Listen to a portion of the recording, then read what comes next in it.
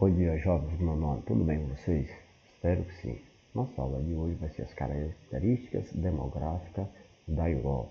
Vamos compreender como é o contexto histórico da Europa. Se no primeiro momento ele era uma área de repulsão populacional, ou seja, a população da Europa vão migrar em grande quantidade, e que a partir do século XX é o oposto, é eles que vão receber. Então, causas e consequências desses fatores que nós vamos ver na nossa aula de hoje. Sejam bem-vindos. Então, distribuição da população europeia. É uma região de população que tem 750 milhões de pessoas, mas a sua distribuição é irregular. Como é que nós podemos ver irregular? Vamos aqui para a legenda. Olha, na parte branca ele está determinando que tem apenas menos de uma pessoa no quilômetro quadrado. Entender, a densidade demográfica é a quantidade de pessoas por quilômetro quadrado.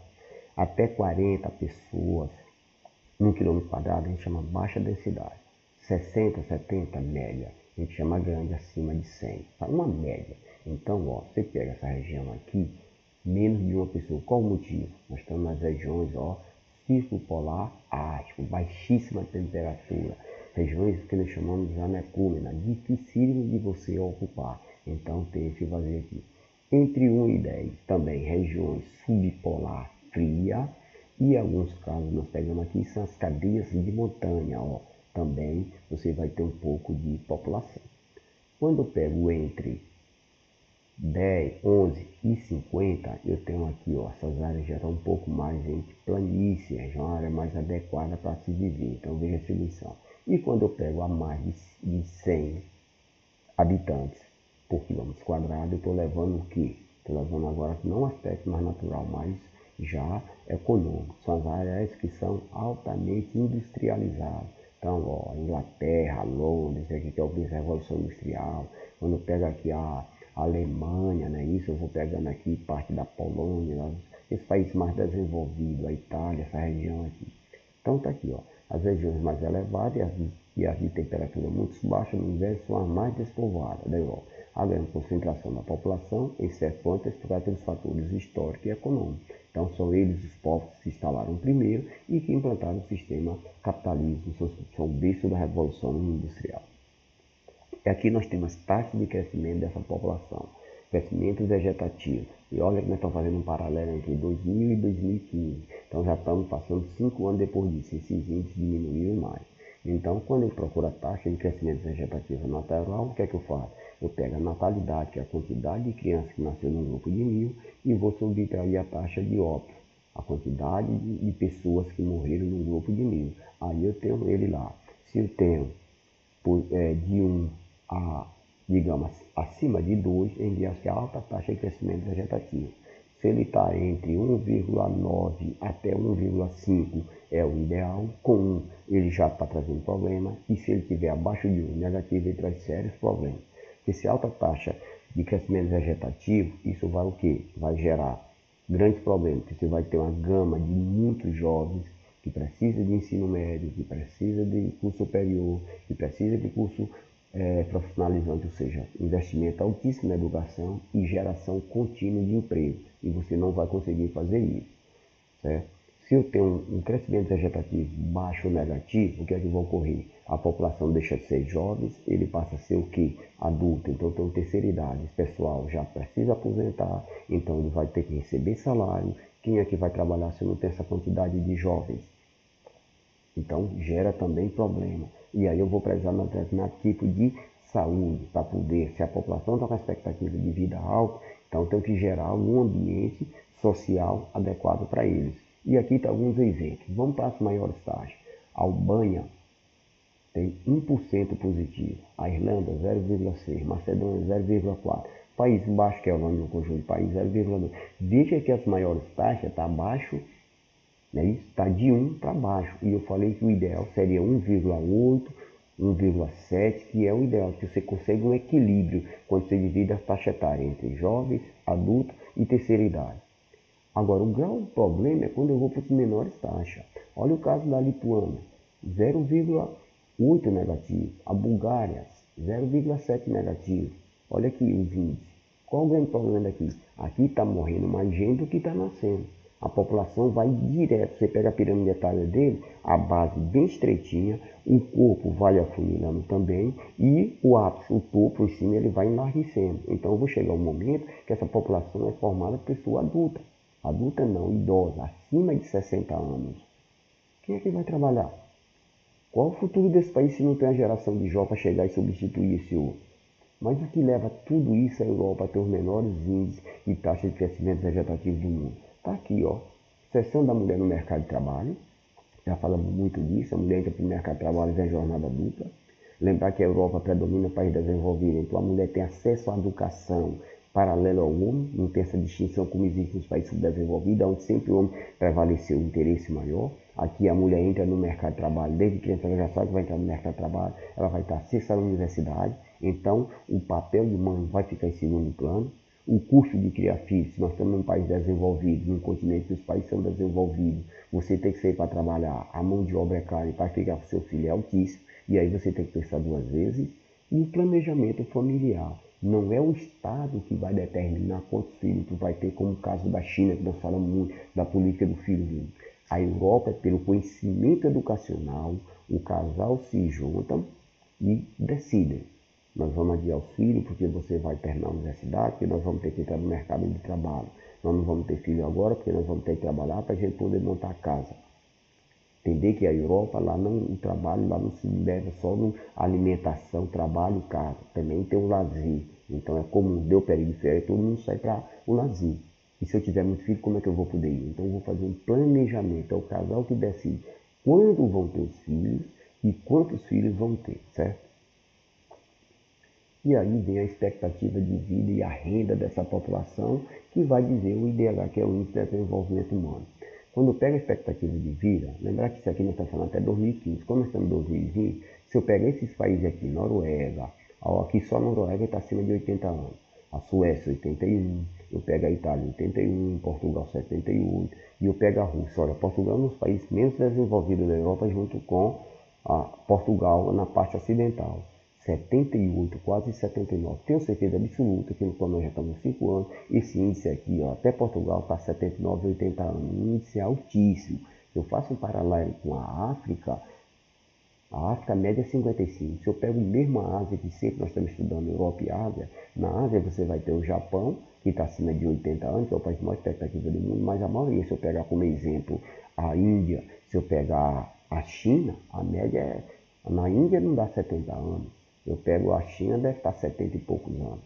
A renda per capita, ou seja, eu pego a riqueza daquele país e divido pela sua população. Na Noruega dá em média de 54 mil dólares, certo? Lembrar que quando eu estou falando do dólar, o dólar hoje para me comprar com R$1, eu preciso de 5 reais e uma fraçãozinha. Então se eu estou falando aqui, ó, em 54 mil dólares, se eu for fazer isso por 5 vezes 4, 20, vai dar 270 mil reais. É como se cada pessoal da Noruega ganhasse 200, não é isso? 270 mil por ano. A Holanda, 40 mil dólares, 39, a Bélgica são altíssimas. Portugal, que é um dos menores na parte ocidental, 23 mil dólares. Você tem uma ideia, no Brasil ela não está chegando a 9 mil dólares anual. E eu pego Portugal, que é um dos menos desenvolvidos, tem praticamente 2,5 vezes a riqueza da renda per capita do Brasil. E isso vai retratar onde? Lá no Índice de Desenvolvimento Humano, que eu levo em conta o quê? A expectativa de vida, a renda per capita e a educação. Ó, Noruega, 0,938. Lembrar, o Índice de Desenvolvimento Humano, ele tem 4 etapas. Ele era um 3, mas como melhorou tanto a qualidade de vida da Europa, que quiser fazer o 4. Então, de 0 a 499, ele é baixo. De 0,500 a 0,779, médio. De 0,800 a 0,899, alto. Acima de 0,900, muito alto. O ideal seria o inteiro, seria os 100%, mas nenhum país do mundo consegue isso. Por quê? Porque qualquer país, porque seja a qualidade de vida, você sempre vai encontrar padrão de vida diferenciado em decorrência da renda, tá certo? Porque essa renda aqui é uma média, nós estamos fazendo uma média. Você pega no Brasil com 9 mil dólares, nós seriam 45 mil reais. A maioria do povo brasileiro ganha um salário mínimo. Quando chega o final do ano, você recebeu 13 mil reais. Isso vai dar 1/3 da renda brasileira, certo? Então, o índice deles são altos. Aí vem a variedade linguística dessa região. A população europeia é constituída por diversos grupos étnicos, com destaque para os anglo-saxônicos, aquele pessoal, os anglo-saxônicos, esse pessoal saíram aqui da parte da Europa e ficaram aqui no Reino Unido e perto daqui da Alemanha, tá certo? Os anglo-saxônicos são os ingleses de forma geral. Escandinavos são os países que estão mais aqui, ó, Noruega, Suécia, eslavos, está aí nessa região aqui, certo? Germânicos, você está pegando aqui parte da Alemanha, aqueles países da Suécia, aqueles pessoal ali. E latinos, que são descendentes de língua latina, que está aqui quem? Está aqui a Itália, está a Espanha, está Portugal e está a França, certo? Um dado importante é que a esmagadora maioria da população é constituída por brancos.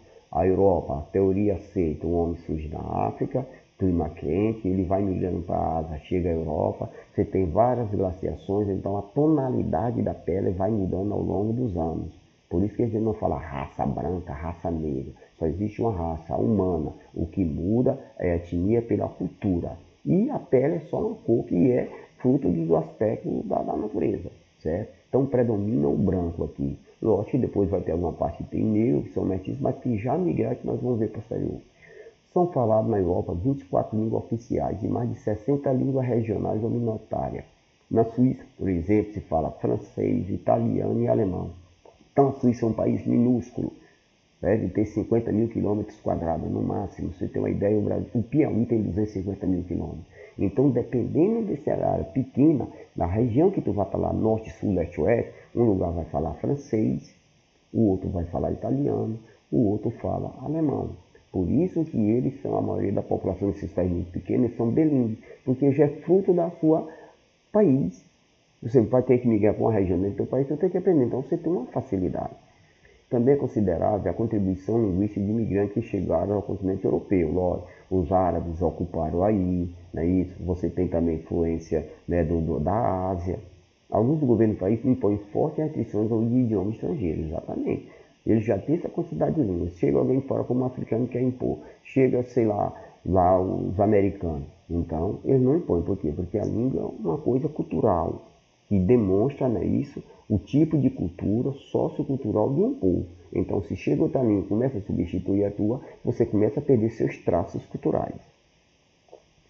Agora vem as migrações, tá certo? Por que é que a Europa necessita, né, da imigração? Então, primeiro, necessidade de mão de obra para acesso de trabalho. O europeu é um país desenvolvido.